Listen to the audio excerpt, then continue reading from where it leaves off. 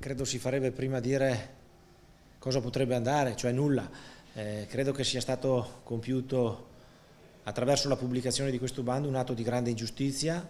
nei confronti di quei comuni che speravano ardentemente di ricevere dei finanziamenti per la realizzazione di progetti quasi vitali per il futuro dei comuni stessi. E invece purtroppo dei 149 milioni di euro, 131 sono andati a comuni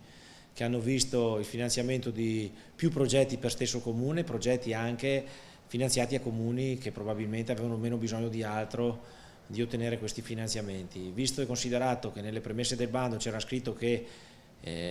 l'ODI era stato creato e costituito per eliminare le disparità tra i comuni di confine che risiedevano in Trentino e in provincia di Bolzano rispetto a quelli veneti, credo che comunque questo non sia stato sicuramente rispettato e questo purtroppo è una cosa oggettiva. Da qui nasce la mia volontà di proporre al Presidente della Giunta regionale un'interrogazione, augurandomi che lo stesso assieme a Ciambetti possano darmi delle risposte esaustive, altrimenti credo che la nostra attività di controllo politico e amministrativo non finisca qui.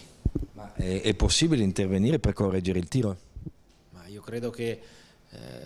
quantomeno ci sarà la possibilità di evitare di commettere gli stessi errori in futuro, ma comunque non possiamo far finta di niente e mettere la testa sotto la sabbia come fanno gli struzzi di fronte a delle profonde ingiustizie come quelle perpetrate ai danni dei comuni bisognosi. Quali sono le aree venete più colpite da questa ingiusta distribuzione? Ma non ci sono aree, sono magari singoli comuni, perché possono esserci dei comuni vicino a Cortina